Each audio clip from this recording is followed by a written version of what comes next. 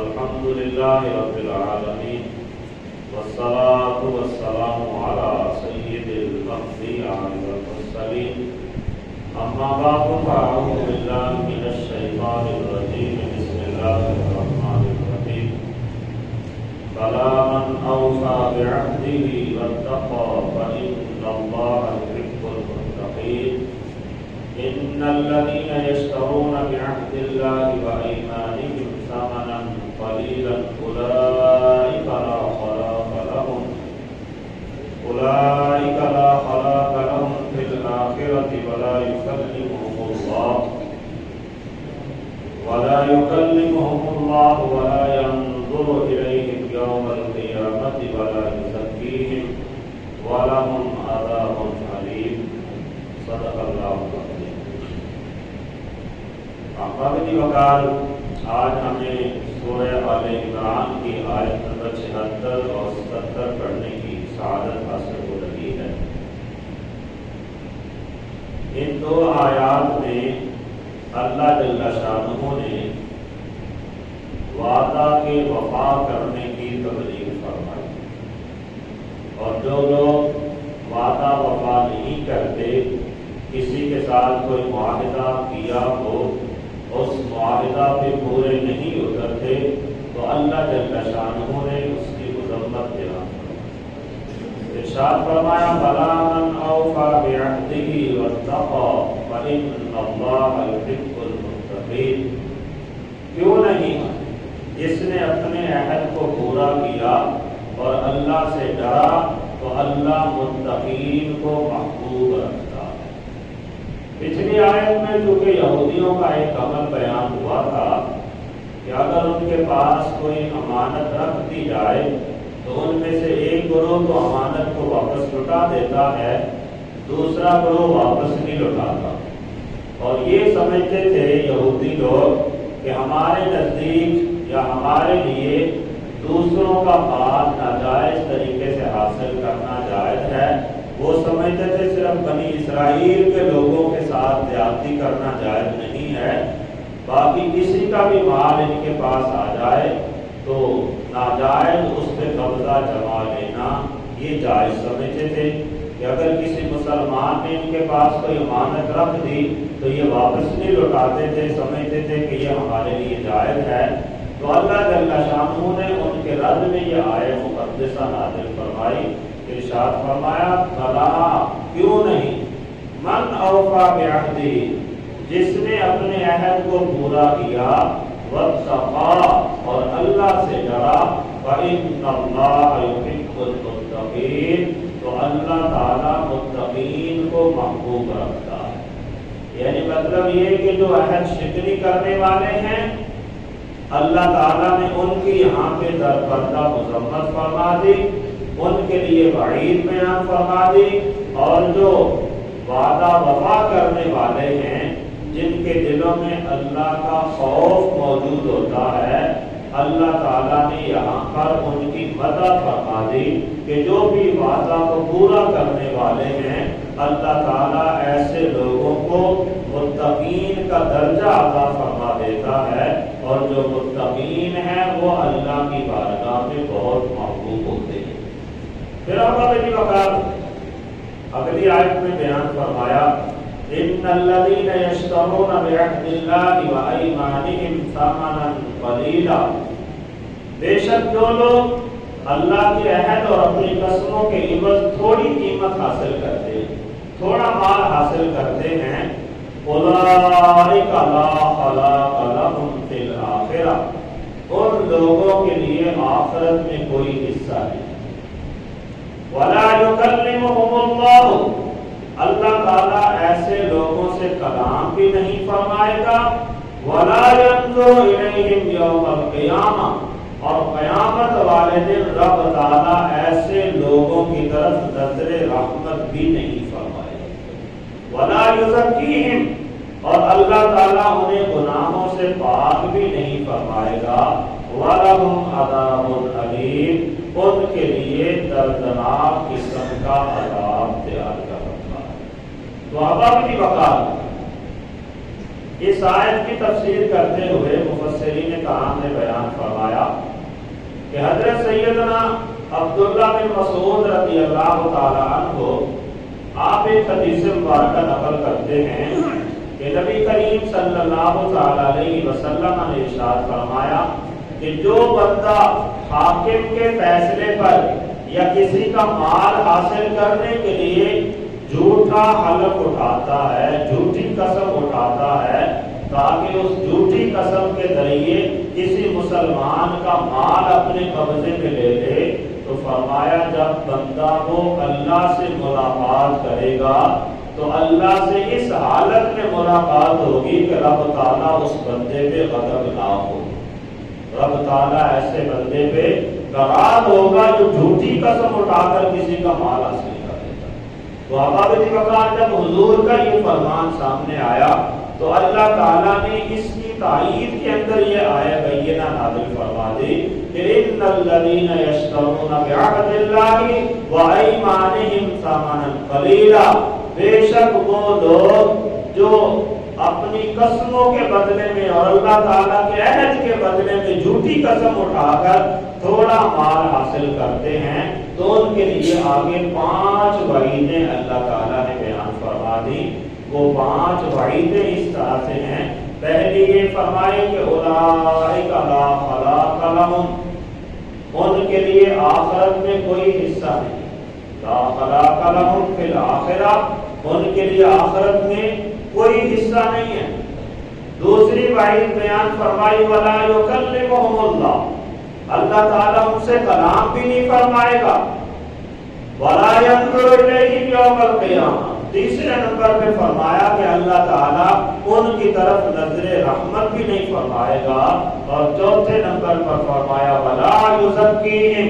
رب تعالیٰ انہیں گناہوں سے پاک بھی نہیں فرمائے گا، اور 5ویں نمبر پر ارشاد فرمایا وَلَهُمْ عَذَابٌ عَلِيمٌ، اور ان کے لیے رب تعالیٰ نے دردناک قسم کا عذاب تیار کر رکھا۔ تو ابابی وقار ان 5 پہ ہم تھوڑی سی گفتگو کریں گے کہ اللہ جل شانہ نے جو ارشاد فرمایا کہ ان کے لیے آخرت کی خیر اور آخرت کی نعمتوں میں سے کوئی حصہ نہیں۔ تو ابابی وقار اس آیت میں اللہ جل شانہ نے استحقاق بیان فرمایا ہے، یعنی جو بندہ عہد شکنی کرنے والا ہے، جھوٹی قسم اٹھانے والا ہے، وہ اس سزا کا مستحق ہے کہ آخرت میں اسے کچھ بھی نہ دیا جائے، آخرت میں اسے بالکل بھی عطا نہ کیا جائے۔ لیکن رب تعالیٰ ذو کرم والا بھی ہے، اگر کسی مسلمان نے کوئی ایسا معاملہ کیا تو ممکن ہے رب تعالیٰ سے وہ معافی مانگ لے،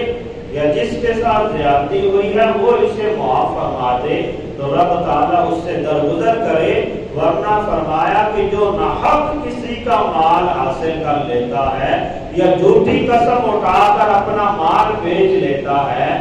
ایسا بندہ اتنی سزا کا مستحق ہے کہ قیامت والے دن اسے کچھ بھی عطا نہ کیا جائے۔ دوسرے نمبر پر جو ارشاد فرمایا کہ اللہ تعالیٰ ان سے کلام نہیں فرمائے گا، یہاں پر کلام فرمانے سے مطلقاً کلام کی نفی نہیں ہے، کیونکہ رب تعالیٰ تو ہر بندے سے کلام فرمائے گا، کسی سے زجر و توبیخ کے لیے اور کسی پر لطف و کرم کے لیے۔ اور اس کے بارے میں قرآن کریم میں اللہ جل شانہ کا فرمان ہے فَوَرَبِّكَ لَنَسْأَلَنَّهُمْ أَجْمَعِينَ عَمَّا كَانُوا يَعْمَلُونَ، فرمایا سو آپ کے رب کی قسم ہے کہ ہم ان سب سے ضرور سوال کریں گے ان سب کاموں کے متعلق جو وہ کیا کرتے تھے۔ تو مطلب یہ کہ جو بندے نے کام کیے اس سے اس کے اعمال کے بارے میں سوال تو ہوگا، اور وہ ہر بندے سے ہی سوال ہوگا، لیکن یہاں پہ جو اللہ نے ارشاد فرمایا وَلَا يُكَلِّمُهُمُ اللَّهُ، اللہ تعالیٰ ان سے کلام نہیں فرمائے گا، یہ اللہ تعالیٰ کی ناراضگی سے کنایا ہے، کیونکہ عام طور پر جس سے کوئی ناراض ہو جاتا ہے وہ اس سے کوئی لطف و کرم والا کلام نہیں کرتا، اس سے کوئی اچھا کلام نہیں کرتا، اسے خوش کرنے والا کوئی کلام نہیں کرتا۔ اگر وہ اس سے کلام کرتا بھی ہے تو بطور زجر و توبیخ کے کرتا ہے، بطور ڈانٹ ڈپٹ کے کرتا ہے۔ تو یہاں پہ جو اللہ نے ارشاد فرمایا وَلَا يُكَلِّمُهُمُ اللَّهُ، اللہ ان سے کلام نہیں فرمائے گا، تو مطلقاً کلام کی نفی نہیں ہے، انہیں زجر و توبیخ کے لیے، ان کے اعمال کا حساب لینے کے لیے تو ان سے کلام ہوگا، لیکن جو بندہ کسی کو خوش کرنے کے لیے، خوشخبری سنانے کے لیے، لطف و کرم کا اظہار کرتے ہوئے کسی سے کلام کرتا ہے، اس طرح کا کلام نہیں ہوگا۔ اور جو تیسرے نمبر پر ارشاد فرمایا کہ وَلَا يَنظُرُ إِلَيْهِمْ يَوْمَ الْقِيَامَةِ، رب تعالیٰ قیامت والے دن ان کی طرف نظر نہیں فرمائے گا۔ تو یہاں پر بھی نظر فرمانے سے مراد یہ ہے کہ رب تعالیٰ ان کی طرف نظر رحمت نہیں فرمائے گا۔ ویسے تو کائنات کا ذرہ ذرہ وہ اللہ کی نظروں سے بوجھل نہیں ہے، پوشیدہ نہیں ہے، اللہ تعالیٰ ہر چیز کا مشاہدہ کرتا ہے، سب کچھ دیکھتا ہے، لیکن یہاں پر جو فرمایا گیا کہ رب تعالیٰ قیامت والے دن ان کی طرف نظر نہیں فرمائے گا، تو یہاں پر نظر رحمت مراد ہے کہ رب تعالیٰ ان کی طرف رحمت والی نظر نہیں فرمائے گا، اگر نظر فرمائے گا بھی تو غضبناک ہو کر ان پہ نظر فرمائے گا۔ اور چوتھے نمبر پر جو ارشاد فرمایا اللہ تعالیٰ ان کا تزکیہ نہیں فرمائے گا، اس کا معنی یہ ہے کہ اللہ تعالیٰ ان کے گناہوں کے میل اور زنگ سے انہیں پاک اور صاف نہیں فرمائے گا۔ جو بندہ مومن ہے، جو نیکوکار ہے، اس سے اگر کوئی غلطی سرزد ہو جاتی ہے تو بعض اوقات وہ اللہ تعالیٰ سے معافی مانگ لیتا ہے، تو رب تعالیٰ اس کے گناہ کو معاف فرما دیتا ہے، اور بعض اوقات اتنے خوبصورت انداز میں اور اس قدر عاجزی انکساری سے بندہ معافی مانگتا ہے کہ رب تعالیٰ اس کے گناہ کو ہی نیکی میں تبدیل فرما دیتا ہے۔ لیکن جو بندہ کافر ہے یا جس نے کسی کے ساتھ زیادتی کی ہے، تو فرمایا وہ بندہ اس بات کا مستحق ہے کہ رب تعالیٰ اس بندے کے گناہوں کے میل کو اور اس کے دل کے اوپر جو گناہوں کا زنگ چڑھ چکا ہے، رب تعالیٰ اسے صاف نہیں فرمائے گا، بلکہ اس کے گناہوں کی اسے پوری پوری سزا دے گا۔ پھر پانچویں نمبر پر جو ارشاد فرمایا وَلَهُمْ عَذَابٌ عَلِيمٌ، ان کے لیے دردناک قسم کا عذاب ہے۔ تو احباب دی وقار، پہلے چار امور میں تو ثواب کی نفی ہے کہ اللہ تعالیٰ انہیں آخرت میں کوئی حصہ نہیں دے گا، ان کی طرف نظر رحمت نہیں فرمائے گا، ان سے کلام نہیں فرمائے گا، ان کے گناہوں کو معاف نہیں فرمائے گا۔ یہاں پر تو ثواب کی نفی ہو رہی ہے، عذاب کا تذکرہ نہیں ہے۔ پانچویں نمبر پر رب تعالیٰ نے ان کے لیے عذاب کی تخصیص فرما دی کہ وَلَهُمْ عَذَابٌ عَلِيمٌ، ایسے لوگوں کے لیے دردناک قسم کا عذاب ہوگا۔ تو احباب دی وقار، فی نفسی ہی یہ آیت یہودیوں کے رد میں ہے، غیر مسلموں کے رد میں ہے، لیکن یہ بات ذہن میں رکھیں کہ جو مسلمان بھی عہد شکنی کرے گا، بالخصوص کسی مسلمان کے معاملے میں زیادتی کرے گا، کسی مسلمان کو دھوکہ دے گا، یا اپنی چیز بیچنے کے لیے جھوٹی قسم اٹھا کے اسے دے گا اور اس کے ضمن میں کچھ زائد مال لے لے گا، تو ان تمام وعیدوں کا مستحق وہ بندہ بھی ٹھہرے گا۔ تو ہمیں چاہیے کہ ہم معاملات میں، لین دین میں اپنے مسلمان بھائیوں سے حسن سلوک کریں، کسی کو دھوکہ نہ دیں، کسی کے ساتھ زیادتی نہ کریں، کیونکہ جب بندہ کسی کو دھوکہ دے کے پیسے حاصل کرتا ہے تو حضور کی ایک حدیث مبارکہ ہے، جب کوئی بندہ قسم، جھوٹی قسم اٹھا کے اپنا مال بیچتا ہے تو حضور نے ارشاد فرمایا ظاہراً تو اسے کچھ زیادہ مال مل جاتا ہے، زیادہ رقم مل جاتی ہے، لیکن اس کے مال میں سے برکت کو اٹھا لیا جاتا ہے۔ تو جو یہ چاہتا ہے کہ میرے کاروبار میں، میرے مال میں برکت رہے، اسے چاہیے کہ تھوڑے پہ اکتفا کرے، جھوٹی قسم اٹھا کے مال نہ بیچے، کسی کو دھوکہ دے کے کوئی چیز نہ دے، اور کسی کے ساتھ بھی وعدہ خلافی نہ کرے۔ رب تعالیٰ اسے دنیا میں بھی عزت و شان عطا فرمائے گا اور آخرت کے اندر بھی رب تعالیٰ عظمت و شان عطا فرمائے گا۔ اللہ تعالیٰ ہم سب کو عمل کرنے کی توفیق عطا